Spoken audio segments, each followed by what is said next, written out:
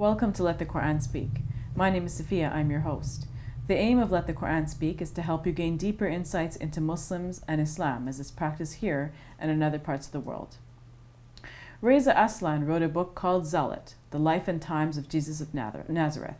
Aslan was featured on Fox News, where he was questioned extensively on his credentials as a Muslim, writing about a central figure in Christianity. Since then, his book has skyrocketed to fame on Amazon.com. It's also featured on the New York Times Top 10 list. What is interesting and new about Aslan's work? Does it stand up to historical analysis? And how would biblical scholars, devout Christians, and Muslims view his book? Dr. Shabir Ally, president of the Islamic Information Center, is here to help us answer those questions. Dr. Shabir Ally, welcome to Let the Quran Speak. Pleasure to be on. Now, you've had a chance to look at the book. What are your thoughts on the book? We don't want to talk about the interview too much, but we're interested in the book itself.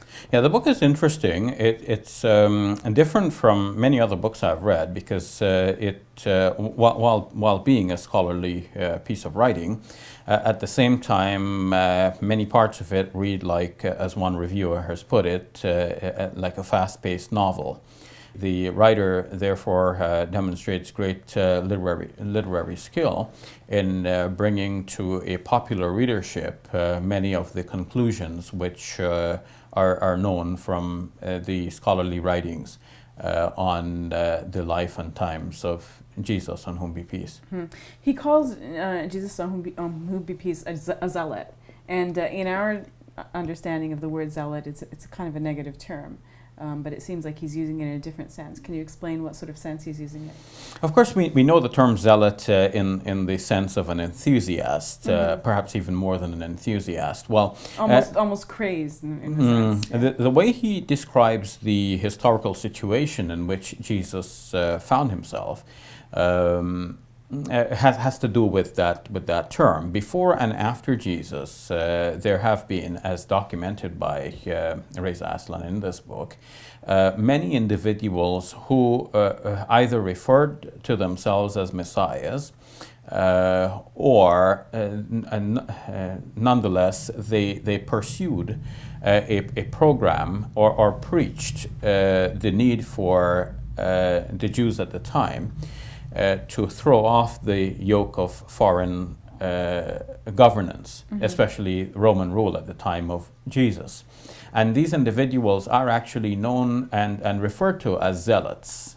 Now, in the New Testament, it is mentioned that some persons were zealous for the law, but it is also known that there were certain other individuals mentioned in the Acts of the Apostles in the New Testament who were zealous in a different way, zealous to establish the kingdom and rule of God on earth, and hence to throw off the yoke of Roman rule. So Aslan is saying that Jesus was zealous in this way.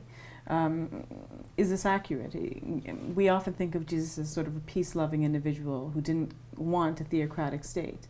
But he's saying something different. The interpretation that Jesus was zealous in this way is a popular one among biblical scholars. Okay. Though, of course, it does not fit the image of Jesus as a gentle and peace-loving individual. So how do we reconcile these two images? Well, according to Aslan, and many others hold the same view, the Gospels were written much later, after Jesus had left the scene, by a few decades later. The earliest of the four Gospels is that of Mark. That was written around the year 70. Aslan says sometime after 70, shortly after that. And this would be about 4 decades after Jesus had left the scene. And Matthew and Luke were written, according to Aslan again, somewhere between the years 80 to 100. And John's Gospel, the last of them, somewhere between 100 to 120. So much later still. Now, in the intervening time, what has happened is that the Romans came in and completely destroyed Jerusalem and its inhabitants. So the surviving Jews found it necessary for them to think of their faith as something that they could live with under this tremendous force of Roman occupation. And what they found convenient for them was at the time to not promote their faith as something that would rub contrary to the demands of the state. Christians at the time were one movement within Judaism. This was a Jewish following that believed that their Messiah had come in the person of Jesus Christ, but still a Jewish following. And so if they were also under scrutiny of the Roman rulers, who were looking for anyone who would be zealous in that way and who would pose a threat to Roman rule. And the best way forward for the writers that represented Jesus, such as Mark, for example, would be to represent Jesus as being non-threatening to the Roman state. And this is how Jesus has received. So his image evolved then? Yes, his image has evolved in the minds of the Christian congregations that produced the documents that we now have about Jesus. So in other words, the Jesus of the past might have been similar to what we know of Muhammad today. Muhammad being, a political reformer, wanting to establish a sort of state or a Muslim polity of some sort. This is a very complex question, and I don't know if I can give a simple answer to that, because it's another question as to what was the Prophet Muhammad's own agenda. And I would argue, as I've explained elsewhere and on this show as well, that in my reading of the life of the Prophet Muhammad, peace be upon him, I see him as the Quran depicts him, as a prophet like previous prophets, and the Quran does not depict Jesus as a revolutionary. Nor does the Quran depict other prophets as revolutionaries. There are only a few prophets in the Quran who actually ruled states. The notable exceptions would be Moses, David, and Solomon. Even Abraham is shown in the Bible to have gone into battle, but in the Quran he's not shown to have gone into battle. So then, do you think that, to go back to Reza Aslan's book, do you think that his book is an inaccurate representation of Jesus? No, I would say that what is known among scholars in the field of historical studies about Jesus fits very well with what Reza Aslan has depicted. The Gospels are the main source of knowledge about Jesus, and they contain many threads of evidence. Because the Gospels are written by many different individuals who also collected stories that were available to them, and the stories come from different strands of thinking.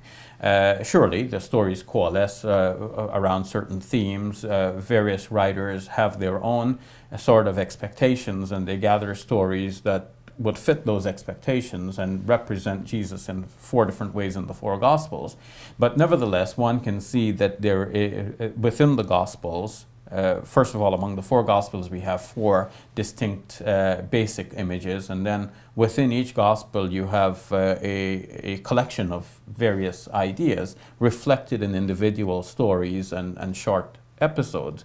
So now, to sort out who Jesus was behind all of these stories, so if we take these stories and the Gospels themselves as layers of interpretation of Jesus, then to peel back these layers of interpretation and find Jesus behind, this becomes quite a puzzle for scholars. And it is often remarked that when scholars find Jesus and they give us a depiction of who Jesus was, the scholar often really is depicting a projection of his own mind, because the scholar does not have that much facts about Jesus, that many facts, and the scholar has to work with a few facts selected from a wider pool, and the selection itself of the facts to say, well, this is what we know about Jesus, that selection itself reflects a sort of orientation of the individual scholar. So do you think that's the case with Reza Aslan as well?